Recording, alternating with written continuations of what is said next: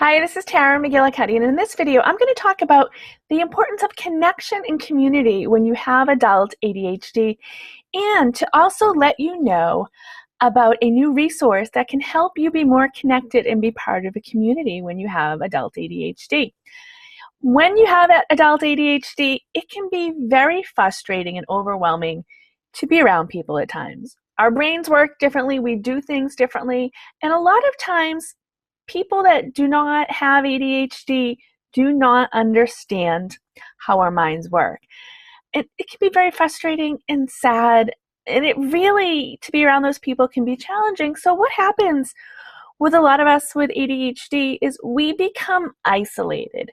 We just stop hanging around with people. We spend less and less time around people. And isolation is not healthy for anyone, especially somebody with ADHD. In solitude, our alone time can be very beneficial for ADHD, but one of the differences between solitude and isolation is solitude is more of a choice. You say, I like being alone. I enjoy my free time. I enjoy my alone time. Where isolation is almost like you were escaped or you were forced to be into isolation. So how do you get back into the community? How do you get out of isolation? And how do you become part of a connected community? Small steps. You don't have to, go join a 6-week dance program or something like that. Structure can be helpful for people, but take it slowly. Start building trust. Maybe be around 2 or 3 people that you trust, that you enjoy to be around. For some people, volunteering can be helpful. Volunteer where it's structured and you're doing something. You're not just joining the social environment and dealing with all the back talk and gossip and negative energy. So choose something you enjoy or something you feel passionate about, and maybe connect with somebody, and maybe it's 1 hour a month. It doesn't have to be that you do 20 hours a week of community service or volunteer work, but start with something and think about who are the people in your life that you enjoy being around. If it's not people, maybe you enjoy being around pets. Maybe you volunteer to do something with pets. But just make sure you know that it's important to be connected, but connection doesn't have to be that you're out of your house every single day for 5 hours every day. You can start getting into it slowly. And you can be connected online. I know, there's good and bad about the internet. Sometimes the internet can lead us to be more isolated. We feel connected, but we're really not. We're around millions of people connecting on social media and Facebook and everything else, but we can feel less alone. So when you join an online support group, focus group, whatever it is, be careful. Pay attention to how the groups are set up, especially an online support group for ADHD. I've seen 3 mistakes being made, or 3 things that bother me and other people when you join one of those support groups. One is it's not moderated at all, and people just do whatever they want. They post crazy stuff. And that can be overwhelming. And there's way too much to filter. So that type of support group is not going to be beneficial. And then, the second part is you can go the other extreme where the support group or focus group or online Facebook group, whatever it is so rigid and so heavily moderated that that's too much structure for you, and that's going to have the opposite effect. So it's kind of like, the 3 Goldilocks and the 3 bears. You need to find the thing that's just right for you. And the third thing that I have found is really something to really pay attention that when you have ADHD is a lot of times these online support groups can be very, very negative. And yes, when you join an online group or an in-person group and you connect with other people with ADHD, there is that sense of connection, that sense of community. It's like, oh, he gets it too, she gets it too. That's great.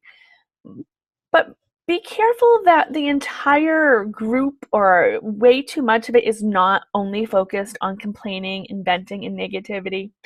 I'd say like 20% of the group's energy, group's time could be spent on sharing your struggles, sharing your challenges.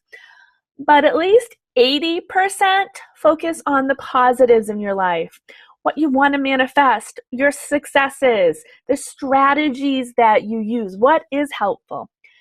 So think about this. When you start getting back into the ADHD world or the world and getting out of isolation and connect, pay attention to what's right for you. These are suggestions I gave, but hey, maybe that highly structured support group is beneficial for you. Maybe that's your group. Maybe that's the just right. But pay attention to those things. But it's very important to make sure that you're getting your needs met. Give it a chance. Give it a little bit, whether it's an in-person group or you're volunteering or you joined a class. Give it enough time to give it a chance, but also pay attention to how your body feels when you're in there. Pay attention to your intuition.